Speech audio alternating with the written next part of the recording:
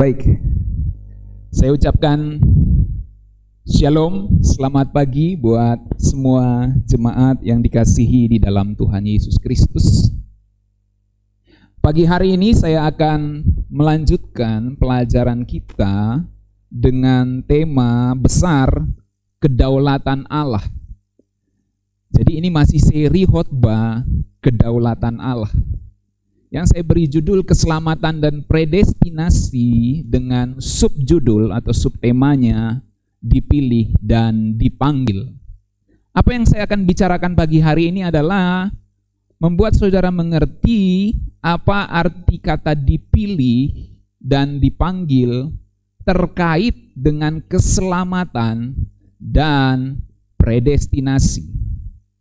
Jadi saya ulangi, yang saya sedang mau sampaikan pagi hari ini dalam kerangka besar untuk menjelaskan arti dipilih dan dipanggil dalam konteks keselamatan dan predestinasi.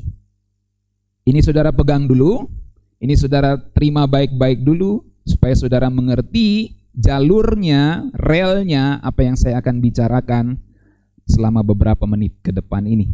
Baik, saya mulai dengan ini.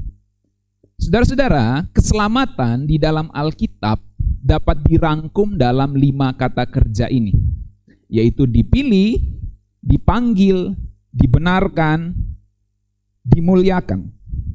Saya ulangi, dipilih, ditentukan, dipanggil, dibenarkan, dimuliakan. Ini adalah rangkuman keselamatan di dalam 5 kata kerja yang ada dalam kitab Roma. Kalau kita baca dalam Roma pasal 8 ayat 29 sampai 30, sebab semua orang yang dipilihnya dari semula, mereka juga ditentukannya dari semula untuk menjadi serupa dengan gambaran anaknya, supaya ia, anaknya itu, menjadi yang sulung di antara banyak saudara. Dan mereka yang ditentukannya dari semula, mereka juga dipanggilnya. Dan mereka yang dipanggilnya, mereka juga dibenarkannya. Dan mereka yang dibenarkannya, mereka itu juga dimuliakannya. Saudara perhatikan tulisan-tulisan yang berwarna selain putih di situ, sehingga saudara bisa melihat ada kata dipilih, ditentukan, dipanggil, dibenarkan, dan dimuliakan. Saudara-saudara, dalam teks aslinya, semua kata ini ditulis dalam bentuk lampau dengan kasus aorist aktif indikatif. Pusing Pak? Ya, sederhananya gini, telah terjadi. Nah, itu aja. Gak usah pusing, aorist aktif indikatif itu bahasa dari mana Pak? Gitu. Kita bukan orang teologi ya, gak usah saudara ini. Saya ngomong aja. Intinya terima gini aja, telah terjadi. Nah, dalam bahasa Inggris, King James Version, he did foreknow atau God foreknew dalam terjemahan lain. Itu kalau dipilih, he did foreknow. Kalau ditentukan, he did predestinate atau he predestinate. Kalau dipanggil, call. Justified itu dibenarkan, glorified itu dimuliakan. Nah, dalam hal ini saudara-saudara, kita mengerti bahwa Rasul Paulus sedang berbicara dalam konteks kemahatauan Allah. Sebab semua kata kerja itu, yaitu dipilih, ditentukan, dipanggil, dibenarkan, dan dimuliakan, telah terjadi di dalam kemahatauan Allah. Saya pertajam seperti ini. Di next slide. Saudara perhatikan kata dipilih itu telah terjadi. Ditentukan itu telah terjadi, sebab itu bicara dalam kekekalan. Proginosko dan proorizo dalam bahasa Yunaninya. Kata pro itu menunjukkan sebelumnya. Makanya dalam bahasa Indonesia diterjemahkan semua orang yang dipilihnya dari semula. Artinya ini bicara tindakan sebelum ada makhluk ciptaan secara real di semesta ini. Allah sudah membayangkan di dalam kemahatauannya, dia memilih dan menentukan. Jadi itu telah terjadi. Dipilih dan ditentukan telah terjadi. Lalu kata dipanggil Nah, dipanggil bisa kita katakan telah terjadi. Naik dulu, Jo. Belum, ya masih itu. Dipanggil telah dan sedang terjadi. Karena semua yang dipanggil, belum semua, karena kita percaya masih ada yang akan bertobat. Amin. Ya dong, kita percaya dong masih ada orang yang akan bertobat terima Tuhan Yesus, bukan? Jadi kalau kita merasa kita sudah percaya Tuhan Yesus, berarti kita telah dipanggil. Tetapi ada orang-orang yang sedang dipanggil, bahkan akan dipanggil. Lalu dibenarkan juga telah dan sedang. Nah, yang berbeda adalah dimuliakan. Makanya saya kasih warna berbeda situ. Dimuliakan ada itu belum terjadi. Sebab kita dimuliakan saat Tuhan Yesus datang kedua kali. Dan Tuhan Yesus belum datang yang kedua kali. Ya, ada ajaran sesat, Gereja Tuhan Yang Maha Kuasa bilang Tuhan Yesus sudah datang di Tiongkok. Oke, kita lupakan itu. Yang jelas itu tidak benar, ya. Nah, jadi dimuliakan itu belum terjadi. Nah, menariknya begini, dipilih, ditentukan, dipanggil, dibenarkan, itu ada yang telah terjadi. Tetapi semuanya dimuliakan pun ditulis telah terjadi. Jadi dimuliakan kan belum terjadi. Karena kita belum dimuliakan. Tetapi ditulis dalam kitab Roma itu telah terjadi. Bentuknya aorist tense. Semua yang dipanggil, dipilih, semua yang dipilih, ditentukan, semua yang ditentukan, dipanggil. Semua yang dipanggil, dibenarkan. Semua yang dibenarkan, dimuliakan. Karena bentuknya aorist tense, semua yang telah dibenarkan, telah dimuliakan. Pertanyaannya, apakah telah dimuliakan? Apakah kita telah dimuliakan? Jawabannya belum. Tetapi kenapa ditulis telah dimuliakan? Padahal itu belum terjadi. Nah, ini yang saya bilang, ditulis dalam konteks kemahatauan Allah. Sudah selesai di dalam kemahatauan Allah.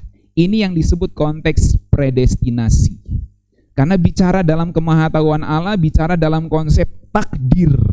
Semuanya sudah tertentu di hadapan Allah. Benar, tertentu. Dalam arti Allah sudah tahu semuanya, itu maksudnya. Jadi siapa-siapa yang akan dimuliakan, Allah sudah tahu. Makanya ditulis oleh Rasul Paulus, semua yang ditentukan, dipanggil, dibenarkan, dan dimuliakan. Ditulis dalam konteks telah selesai dimuliakan.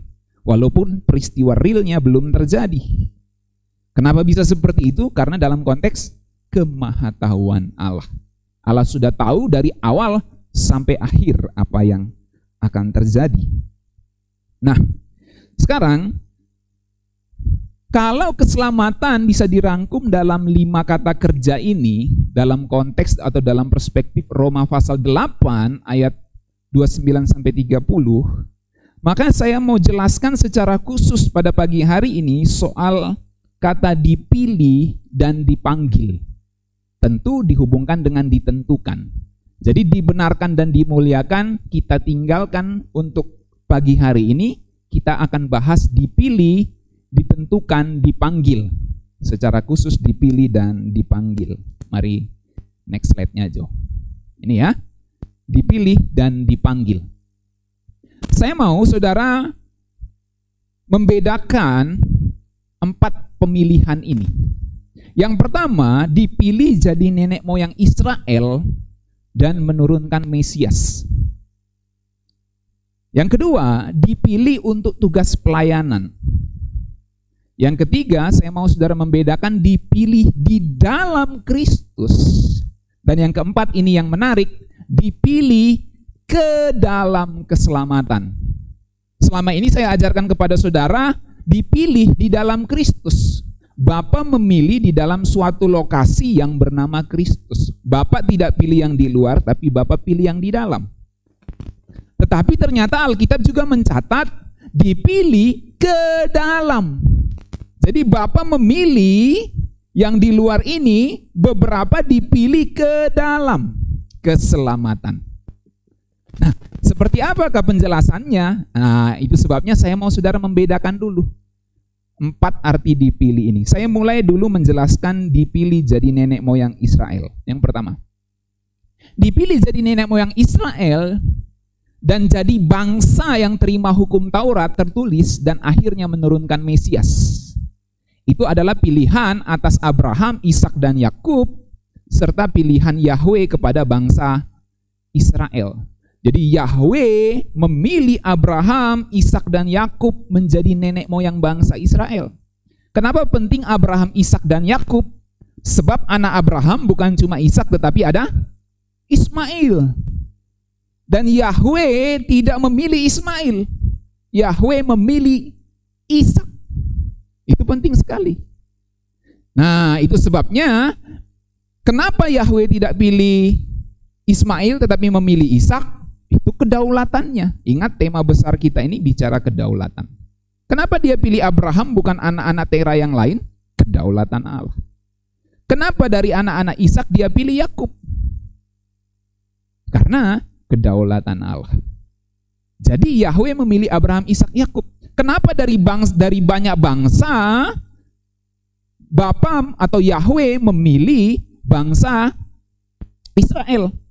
Kenapa Yahweh tidak memilih bangsa India untuk menurunkan Mesias? Kenapa Yahweh tidak memilih bangsa Tiongkok untuk menurunkan Mesias? Ajaran sesat Gereja Tuhan Yang Maha Kuasa itu bilang Yesus inkarnasi kedua di Tiongkok. Jadi kenapa Yahweh tidak pilih bangsa Tiongkok? Kenapa Yahweh tidak pilih bangsa Indonesia untuk menurunkan Mesias? Kenapa harus bangsa Israel? Kenapa bukan bangsa Mesir? Itu kedaulatan Allah dalam memilih. Oke, mari kita lihat dasar Alkitabnya. Ada banyak sekali sebenarnya, tetapi saya mau ambil dari kitab Roma saja. Roma 9 ayat 4 sampai 5. Sebab mereka adalah orang Israel, mereka telah diangkat menjadi anak, dan mereka telah menerima kemuliaan dan perjanjian, dan hukum Taurat, dan ibadah, dan janji-janji. Mereka adalah keturunan bapa-bapa leluhur yang menurunkan Mesias dalam keadaannya sebagai manusia, yang ada di atas segala sesuatu. Ia adalah Allah yang harus dipuji sampai selama-lamanya. Amin. Jadi ayat-ayat ini menunjukkan bahwa Allah memilih bapa-bapa leluhur, Abraham, Ishak, dan Yakub. Dan Allah memilih bangsa Israel yang menerima hukum-hukum, menerima perjanjian-perjanjian, menerima janji-janji untuk mereka. Bukan bangsa lain, tetapi Israel yang menerima itu. Dan itulah pilihan kedaulatan Allah. Kalau saudara lihat lagi selanjutnya dalam ayat 10, Roma 9. Tetapi bukan hanya itu saja, lebih terang lagi ialah Ribka, yang mengandung dari satu orang, yaitu dari Ishak, bapa leluhur kita. Sebab waktu anak-anak itu belum dilahirkan dan belum melakukan yang baik atau yang jahat, supaya rencana Allah tentang pemilihannya diteguhkan. Bukan berdasarkan perbuatan, tetapi berdasarkan panggilannya. Dikatakan kepada Ribka, anak yang tua akan menjadi hamba anak yang muda. Jadi intinya di situ, Allah lebih memilih Yakub daripada Esau. Allah lebih memilih Yakub daripada Esau. Kenapa Allah memilih Yakub dan bukan Esau? Itulah pilihan kedaulatan Allah. Pilihan kedaulatan Allah. Dan apakah Allah tetap adil dengan seperti itu? Allah tetap adil. Kenapa? Karena ini bicara pemilihan soal bangsa. Kalau semua bangsa menurunkan Mesias, ya kacaulah logika kita. Kacaulah. Jadi Mesias yang benar itu yang mana? Dari bangsa mana? Ya nggak bisa ada firman Tuhan yang meneguhkan itu.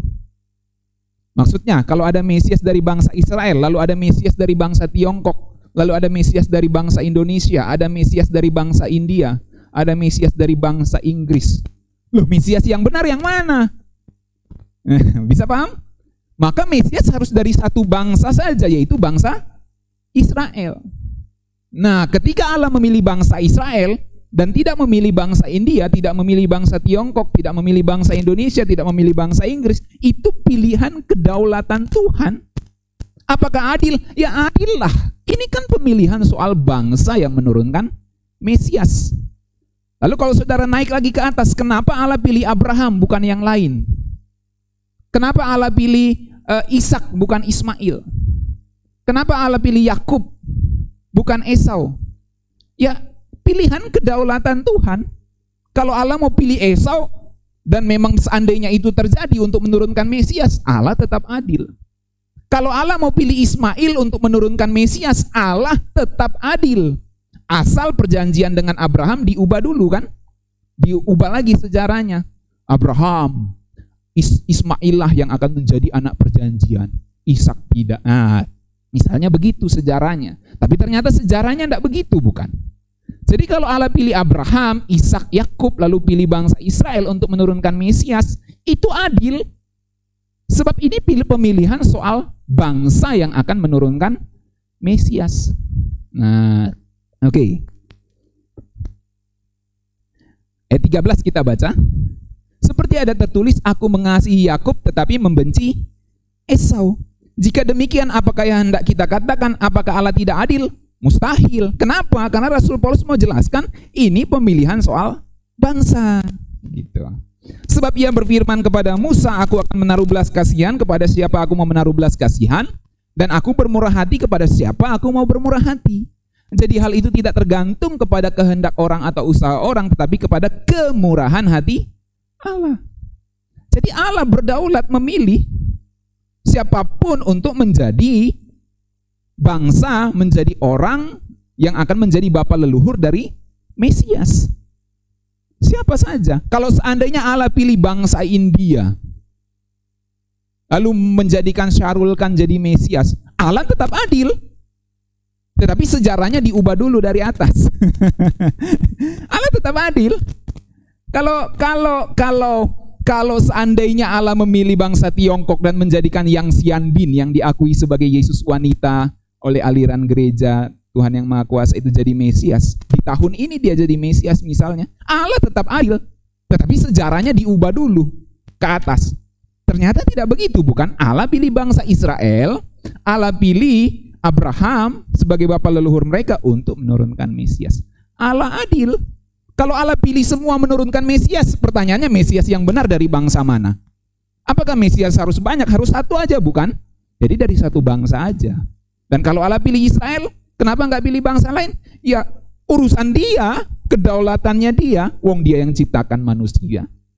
Oke? Nah, itu pemilihan soal nenek moyang dan bangsa Israel. Yang kedua, dipilih untuk pelayanan, di mana Allah atau Yesus Kristus sendiri memilih orang-orang untuk jadi nabi, jadi rasul, jadi pelayan-pelayannya.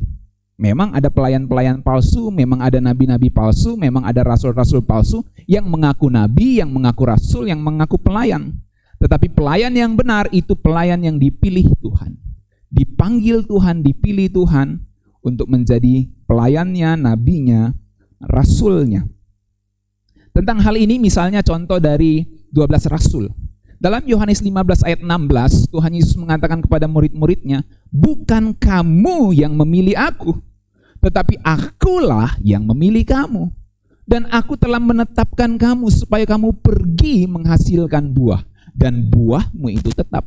Supaya apa yang kamu minta kepada Bapa dalam namaku, diberikannya kepadamu. Ini panggilan soal pelayanan, bukan panggilan berkaitan dengan predestinasi keselamatan. Sebab pada kenyataannya yang dipanggil, yang dipilih untuk pelayanan, ada yang binasa. Saya mau tanya, apakah Yesus serius memilih Yudas? Serius bukan? Sebelum memilih murid-muridnya, Tuhan Yesus berdoa semalam-malaman loh.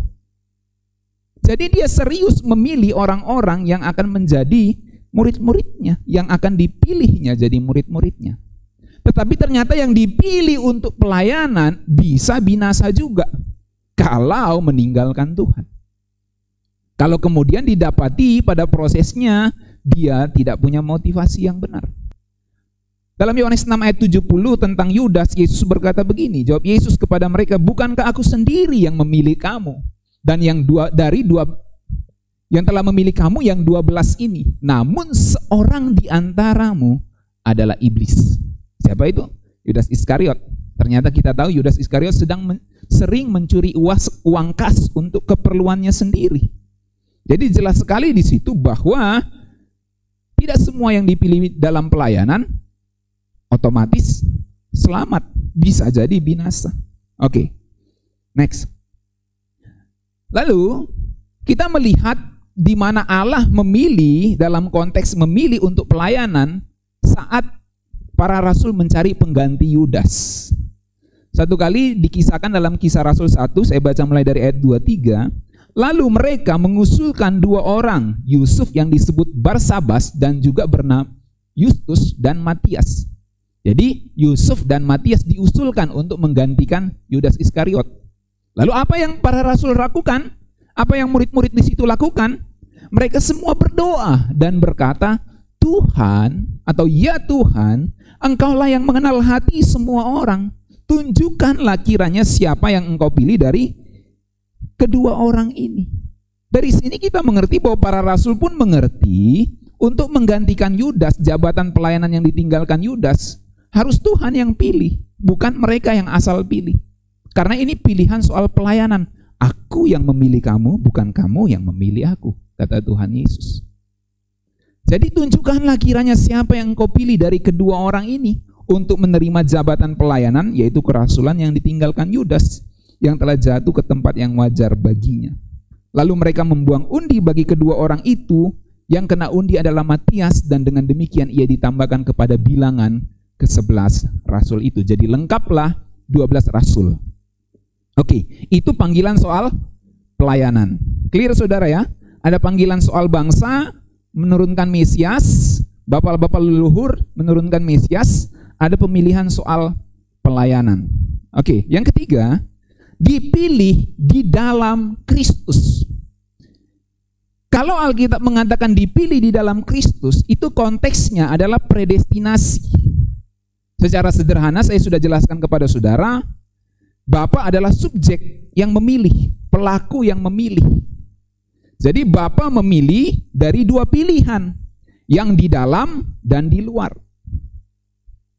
Yang di dalam dan di luar dipilih. Ternyata yang dipilih adalah yang di dalam Kristus yang dipilih, bukan yang di luar Kristus yang dipilih.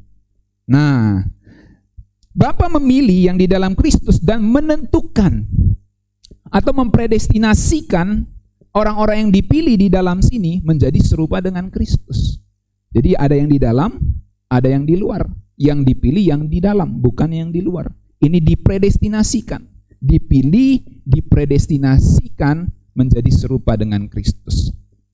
Nah, Alkitab mencatat pilihan Bapa ini adalah pilihan berdasarkan foreknowledge, pilihan berdasarkan kemahatauan Bapa. Pilihan berdasarkan suka-suka Bapa, kedaulatan Bapa, benar, pilihan berdasarkan kedaulatan Bapa. Kedaulatan Bapa yang punya reason, punya alasan, dia memilih berdasarkan kemahatauan. Dan itu ajaran Alkitab. Kita bisa melihat itu misalnya di dalam Efesus 1 ayat 3 mulai. Terpujilah Allah dan Bapa kita Tuhan Yesus Kristus, yang di dalam Kristus telah mengaruniakan kepada kita, perhatikan, di dalam Kristus telah mengaruniakan kepada kita segala berkat rohani di dalam sorga. Ini agung sekali ayatnya ya. Saya baca ulangnya, ini agung sekali ayatnya. Coba hayati. Terpujilah Allah dan Bapa Tuhan kita Yesus Kristus, yang di dalam Kristus telah mengaruniakan. Coba saudara bayangkan, Bapa di dalam Kristus, anggaplah saya Bapa ya, Bapa di dalam Kristus mengaruniakan segala berkat rohani di dalam sorga kepada kita. Jadi semua yang di dalam dikaruniakan Bapa segala berkat rohani di dalam sorga. Sebab di dalam Dia, di dalam Kristus, Bapa telah memilih kita sebelum dunia dijadikan, supaya kita kudus dan tak bercacat di hadapan-Nya. Dalam kasih Ia telah menentukan kita dari semula oleh Yesus Kristus, ditentukan oleh Yesus Kristus untuk menjadi anak-anak-Nya sesuai dengan kerelaan kehendak-Nya. Jadi perhatikan, Bapa memilih yang di dalam, bukan yang di luar. Nah, Lalu pilihan Bapa berdasarkan apa? Dicatat dalam kitab Roma pasal 8 ayat 29. Sebab semua orang yang dipilihnya dari semula, mereka juga ditentukannya dari semula untuk menjadi serupa dengan gambaran anaknya, supaya ia anaknya itu menjadi yang sulung di antara banyak saudara. Perhatikan, sebab semua orang yang dipilihnya dari semula. Dalam bahasa Inggris King James, for whom he did foreknow. Jadi semua orang yang diketahuinya sejak semula, atau yang diketahui terlebih dahulu. Pertanyaan kita, apa yang diketahui? Apa yang dikenal oleh Bapa? Pertanyaan kita, ketika Alkitab mengatakan Bapa mengenal seseorang, itu dalam konteks apa? Ternyata dalam Alkitab, ketika Alkitab mengatakan Bapa atau Allah mengenal seseorang, itu adalah Allah mengenal orang-orang yang mengasihi Kristus. Ingat, dalam kitab Efesus dikatakan tujuan Bapa, kehendak Bapa adalah memuliakan Yesus Kristus, anak tunggalnya ini. Jadi kalau saudara tanya kepada saya, Pak, apa sih yang di pikirannya Allah Bapa itu yang paling utama kalau mau dirangkum dalam satu kalimat saja? Saya mau kasih tahu begini, pikiran atau yang direncanakan Bapa itu ada hanya satu, yaitu memuliakan Tuhan Yesus, memuliakan anak tunggalnya ini. Itu sebabnya kalau kamu mau aku kenal, ya seolah-olah Bapa mau bilang itu, kalau kamu mau aku kenal, kamu harus mengasihi anak tunggalku, mengasihi Yesus Kristus. Maka orang-orang yang diketahuinya sejak semula, yang dikenalnya sejak semula, atau yang dalam bahasa Indonesia yang dipilihnya sejak semula, adalah orang-orang yang mengasihi Kristus. Itu sebabnya kalau kamu mengasihi Kristus, kamu disebut mengasihi Allah. Enggak heran kalau saudara baca Roma 8 ayat 28 di ayat sebelumnya, dalam segala perkara Allah bekerja mendatangkan kebaikan bagi orang-orang yang mengasihi Dia, mengasihi Bapa. Bagaimana kamu bisa disebut mengasihi Bapa kalau kamu mengasihi anak? Itu maksudnya. Jadi pemilihannya di dalam Kristus. Pemilihannya adalah berdasarkan kemahatauan Bapa. Apa yang Bapa ketahui, responmu, kasihmu kepada anak tunggalnya, yaitu Yesus Kristus. Itu sangat jelas sekali di dalam Alkitab. Nah, jadi saudara-saudara, itulah arti dipilih di dalam Kristus. Itu yang ketiga. Oke, sekarang saya langsung lompat yang keempat. Dipilih ke dalam keselamatan. Nah, apa artinya dipilih ke dalam keselamatan? Dipilih ke dalam keselamatan dalam Alkitab muncul dihubungkan dengan panggilan melalui berita Injil. Tidak semua orang mendapat kesempatan mendengar Injil. Nah, jadi ilustrasinya gini saudara. Kalau dipilih di dalam Kristus, itu artinya ada yang di luar, ada yang di luar, ada yang di dalam. Yang dipilih adalah yang di dalam. Itu yang ketiga tadi. Dipilih di dalam Kristus. Nah, yang keempat ini dipilih ke dalam keselamatan. Jadi semuanya masih di luar, lalu dibawa ke dalam keselamatan. Dan semua yang di luar ini, jadi ini belum ada yang di dalam ya, yang di dalamnya masih kosong ya. Semuanya di luar. Tetapi beberapa saja yang dipilih masuk ke dalam keselamatan. Konteksnya apa? Konteksnya dipanggil melalui berita Injil. Nah, karena nggak semua orang mendapat atau bisa mendengar Injil, logik bukan? Nggak semua orang bisa mendengar Injil. Ada orang mati tanpa mendengar Injil bukan? Maka yang mendengar Injil menjadi percaya, inilah yang disebut dipilih ke dalam keselamatan. Itu maksudnya. Jadi memang pada kenyataannya ada dipilih dari dalam, dari luar ke dalam ada. Tetapi dalam konteks ini masih kosong dulu, lalu dipilih dari luar ke dalam. Itu berkaitan dengan berita Injil. Karena enggak semua orang mendapat kesempatan mendengar Injil. Oke, saya jelaskan lagi. Ayatnya muncul di 2 Tesalonika 2 ayat 13 sampai 14. Saya bacakan gini. Akan tetapi kami harus selalu mengucap syukur. Saya ulangi. Akan tetapi kami harus selalu mengucap syukur kepada Allah karena kamu, saudara-saudara yang dikasihi Tuhan. Sebab Allah dari mulanya telah memilih kamu untuk diselamatkan. Perhatikan, Allah dari mulanya telah memilih kamu untuk diselamatkan. Kata untuk itu sebenarnya lebih tepat ke dalam keselamatan. Jadi Allah telah memilih kamu ke dalam keselamatan. Itu dalam teks Yunaninya begitu. Dalam roh yang menguduskan kamu dan dalam kebenaran yang kamu percayai. Perhatikan, dalam roh yang menguduskan dan dalam kebenaran yang kamu percayai. Untuk itulah ia telah memanggil kamu. Tuh dijelaskan. Untuk itulah ia telah memanggil kamu oleh Injil yang kami beritakan. Sehingga kamu boleh memperoleh kemuliaan Yesus Kristus, Tuhan kita. Nah, next. Pertanyaannya gini. Kenapa dipilih ke dalam keselamatan? Jadi, kenapa dipilih ke dalam keselamatan? Dan dicatat di situ ke dalam keselamatan di dalam roh yang menyucikan dan kebenaran yang dipercayai. Artinya apa? Ada Injil, ada pimpinan Roh Kudus. Kalau kamu responi Injil, responi pimpinan Roh Kudus, kamu dibawa ke dalam keselamatan. Pertanyaannya, bagaimana bisa ada Injil dan dipimpin Roh Kudus kalau ada pemberita Injil di situ? Apakah semua orang mendapat kesempatan bertemu dengan pemberita Injil? Enggak semua. Maka yang bertemu dengan pemberita Injil dan mendengarkan Injil lalu mendengarkan suara Roh Kudus, disucikan oleh Roh Kudus, dialah yang disebut dipilih ke dalam keselamatan. Itu maksudnya. Jadi memang kenyataannya tidak semua yang di luar, yang belum masuk ke dalam Kristus itu dipilih. Tidak semua. Hanya beberapa bangsa, beberapa periode waktu orang yang dipilih untuk mendengarkan Injil. Apakah Allah adil? Allah tetap adil, nanti saya jelasin. Nah, karena enggak semua orang dipilih untuk mendapat kesempatan mendengar Injil, itulah yang kita pahami dalam Yohanes 6 ayat 44, bahwa enggak semua orang ditarik oleh Bapa. Kalau saudara perhatikan penjelasan saya, khotbah saya minggu lalu, saya jelas katakan enggak semua orang ditarik oleh Bapa. Sebab ditarik oleh Bapa adalah orang-orang yang mendapat kesempatan mendengar Injil.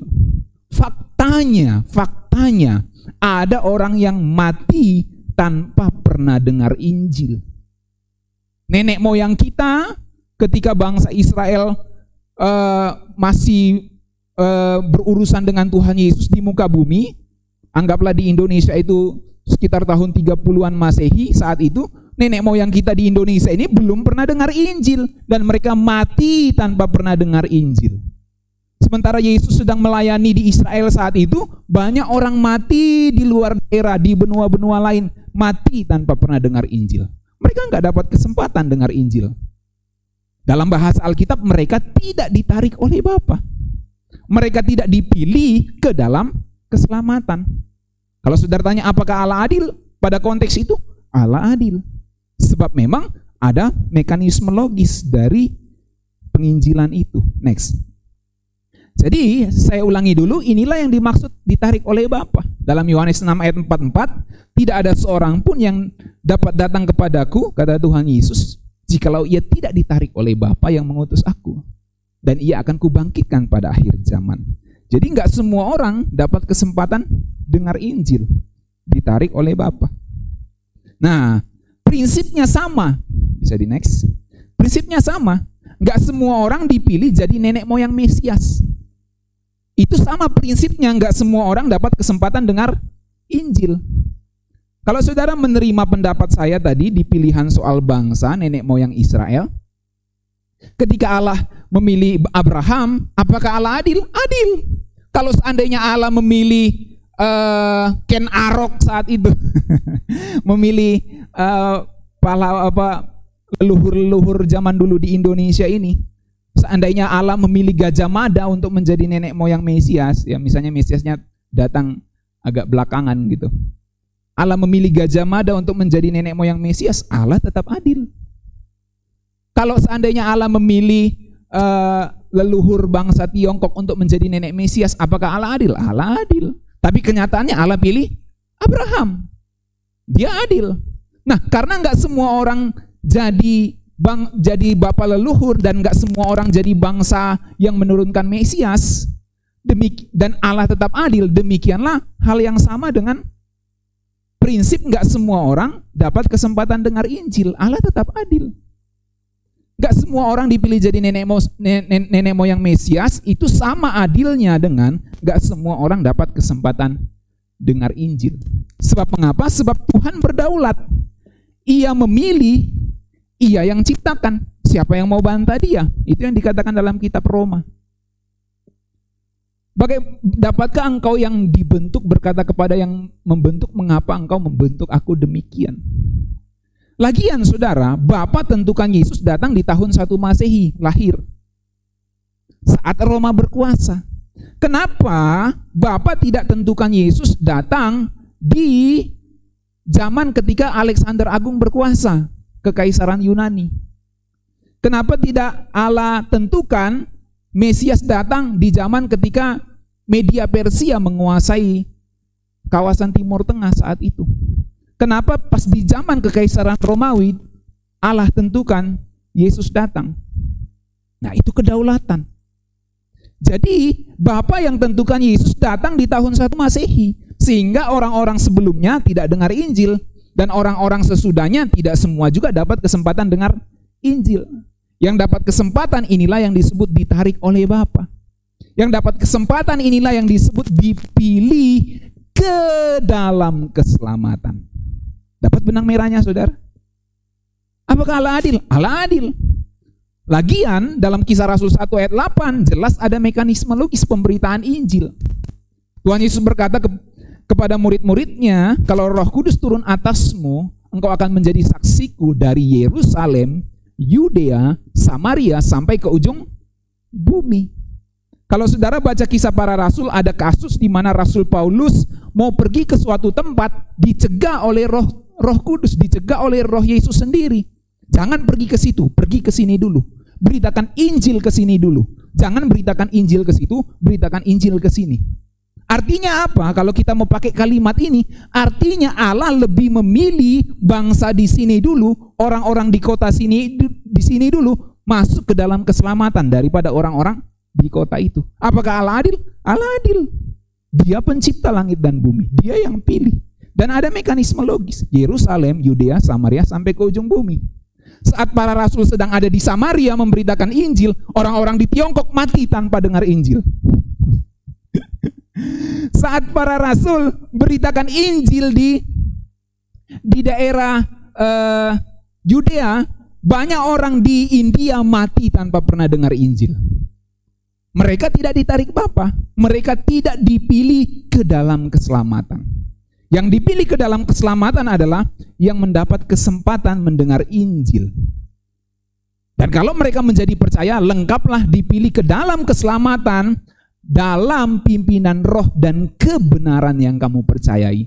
Artinya ada respon di situ. Nah, kalau sudah dipilih dari luar ke dalam Kristus, yang di dalam ditentukan tujuannya jadi serupa dengan Kristus. Saudara bisa ngerti sekarang? Jadi saudara dapat benang merahnya. Dulu saya selalu jelaskan soal di dalam, Bapa pilih di dalam, bukan di luar. Sekarang saya jelaskan dari soal dari luar, bagaimana bisa di dalam. Ada mekanisme logisnya. Dan penjelasannya, Allah tetap adil. Ketika dia memilih orang-orang tertentu mendapat kesempatan mendengarkan Injil terlebih dahulu dan menjadi percaya. Tetapi percayanya itu respon manusia sepenuhnya. Loh, bagaimana yang tidak mendapat kesempatan dengar Injil? Dihakimi menurut perbuatan. Sebab Yesus mati untuk mereka. Otomatis binasa? Tidak. Yesus mati untuk mereka. Clear penjelasan Alkitab, saudara. Jadi bagaimanapun Allah memilih di dalam, Allah memilih dari luar ke dalam, Allah tetap adil. Dan bersyukurnya kalau saudara sudah menjadi Kristen saat ini, mendapat kesempatan dengar Injil, saya mau kasih tahu, Allah telah memilih kita ke dalam keselamatan. Jangan sia-siakan anugerah yang sebesar itu. Bersyukur saudara, hidup kita semua hidup di mana Injil masih diberitakan dan kita mendapat kesempatan dengar Injil. Bagaimana orang-orang yang hidup di zaman Injil belum ada di kota mereka, Injil belum ada di daerah mereka, keluarga mereka belum mendengar Injil. Mereka tidak dipilih Bapa, mereka tidak ditarik Bapa ke dalam keselamatan. Jadi kalau saudara dipilih oleh Bapa ke dalam keselamatan dengan mendengarkan Injil, bersyukurlah dan jangan sia-siakan itu, saudara. Sebab mungkin di alam roh sana orang-orang berpikir, seandainya saya ada di posisinya yang sedang dengar Injil, saya pasti mau serius untuk ikut Tuhan Yesus. Nah, dia di bumi sana menyia-nyiakan keselamatan dari Tuhan. Nah, saya di alam roh ini tidak pernah dengar Injil, tapi ya syukurlah dia sudah tebus saya, nanti dihakimi menurut perbuatannya. Itu imajiner ya, kasus imajiner yang saya ungkapkan, nggak ada di Alkitab ya, tapi itu kasus imajiner yang bisa menolong kita supaya kita jangan menyia-nyiakan keselamatan yang sebesar ini. Kemudian saudara, yang dapat kesempatan dengar Injil dan merespon percaya disebut benda-benda belas kasihannya yang dipersiapkan untuk kemuliaan. Ini belum next John. Nah, perhatikan ya. Yang dapat kesempatan dengar Injil dan merespon percaya disebut benda-benda belas kasihannya yang dipersiapkan untuk kemuliaan. Kalau kita baca di dalam Roma 9 ayat 23, tadi Roma 9 ayat 4 dan seterusnya saya bahas soal pemilihan bangsa Israel, keselamatan dan lain-lain. Sekarang Roma 9 ayat 23. Justru untuk menyatakan kekayaan kemuliaannya atas benda-benda belas kasihannya yang telah dipersiapkannya untuk kemuliaan. Perhatikan, Alkitab mengajarkan ada benda-benda belas kasihan yang dipersiapkan untuk kemuliaan, yaitu kita. Siapakah benda-benda belas kasihan yang dipersiapkan untuk kemuliaan? Yaitu kita, saat itu jemaat Roma tentunya. Yang telah dipanggilnya bukan hanya dari antara orang Yahudi, tetapi juga dari antara bangsa-bangsa lain. Seperti yang difirmankannya juga dalam kitab Hosea, yang bukan umatku akan kusebut umatku, yang bukan kekasih, kekasih. Disebut kekasih, saudara. Jadi kalau kita mendapat kesempatan mendengar Injil, kitab Roma mengatakan pasal 9 ayat 23 ini, kita adalah benda-benda belas kasihannya yang dipersiapkan untuk kemuliaan. Asal kita merespon sampai akhir tentunya. Sebab diterangkan dalam ayat 24, yaitu kita yang telah dipanggil dari segala bangsa, bukan cuma Yahudi tapi dari bangsa-bangsa yang lain. Nah, dalam perspektif Yohanes pasal 6 ayat 37 sampai 47, bisa di next. Saya jelaskan minggu lalu, ada yang ditarik Bapa, yaitu orang yang dapat kesempatan dengar Injil, ada yang diberikan Bapa kepada Tuhan Yesus, yang dapat kesempatan dengar Injil dan menjadi percaya. Jadi yang diberikan Bapa kepada Tuhan Yesus dalam Yohanes 6 ayat 37 sampai 47 adalah orang-orang yang dengar Injil dan menjadi percaya. Dia dipilih ke dalam keselamatan oleh pengudusan roh dan kebenaran yang dipercayainya. Jadi dia percaya pada Injil, kebenaran yang diberitakannya di sini waktu dia masih di luar, dia percaya pada pengudusan roh, maka dia dipimpin masuk ke dalam Kristus. Itu artinya dalam bahasa kitab Yohanes diberikan Bapa kepada Tuhan Yesus. Nah, lalu yang ditarik Bapa artinya semua di luar ini, enggak semua dapat kesempatan dengar Injil. Yang dapat kesempatan ini disebut ditarik oleh Bapa. Dapat kesempatan saja. Urusan percaya atau tidak itu belum. Ini baru dapat kesempatan dengar Injil, itu ditarik oleh Bapa. Yang lain enggak ditarik. Allah adil, tetap adil. Sama seperti dia memilih bangsa Israel jadi nenek moyang Mesias, yang lain gak dipilih, Allah adil. Nah, lalu bagaimana di sana? Apakah langsung binasa? Tidak, dihakimi menurut perbuatan. Saya sudah jelaskan itu berkali-kali. Tapi saya tinggalkan dulu penjelasan itu, saya mau fokus ke sini. Jadi tidak semua dapat kesempatan dipanggil dalam keselamatan. Yang di sini dipanggil ke dalam keselamatan dengan dengar Injil. Yang percaya maka disebut diberikan Bapa kepada Tuhan Yesus. Next. Nah, ini Yohanes 6 ayat 37. Semua yang diberikan Bapa kepadaku akan datang kepadaku. Barang siapa datang kepadaku, ia tidak akan kubuang. Semua yang diberikan artinya semua yang dapat kesempatan dengar Injil dan menjadi percaya. Tetapi kalimat barang siapa datang itu menjelaskan bahwa ketika Bapa memberikan kepada Tuhan Yesus ada mekanismenya. Yaitu Bapa memberikan lewat berita Injil, mendengarkan berita Injil kepada mereka, lalu Bapa membawa mereka kepada Kristus kalau mereka merespon percaya. Barang siapa datang kepadaku. Jadi ada respon sendiri.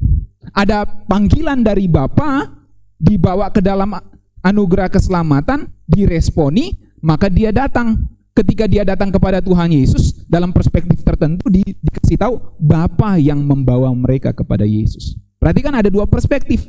Dari perspektif yang satu, Tuhan Yesus bilang barang siapa datang kepadaku. Artinya orang ini datang sendiri kepada Tuhan Yesus. Dalam perspektif itu kan, barang siapa datang, saya mau datang kepada Tuhan Yesus. Ini Tuhan Yesusnya, saya datang. Tetapi ternyata dijelaskan dalam perspektif lain, Bapa yang memberikan kepada Tuhan Yesus. Artinya apa? Bapa sebagai subjek pemilihan memilih orang-orang tertentu ini, nggak masuk kamera, memilih orang-orang tertentu ini untuk mendapat kabar keselamatan, mendengar Injil. Kalau mereka percaya, dibawa Bapa ke dalam Kristus. Loh, yang lain dihakimi menurut perbuatan. Oke, next. Yohanes 6 ayat 40, sebab inilah kehendak Bapakku. Tuh, perhatikan kehendak Bapa, yaitu supaya setiap orang yang melihat Anak dan yang percaya kepadanya beroleh hidup kekal. Jadi ada respon dari manusia. Mereka dipilih Bapa untuk dapat kesempatan dengar Injil, tetapi mereka dituntut meresponi apa yang diberitakan dalam Injil itu, yaitu Yesus Kristus. Keselamatan di dalam Yesus Kristus harus diresponi orang itu. Loh, yang lain tidak dapat kesempatan dengar Injil, tidak ditarik Bapa.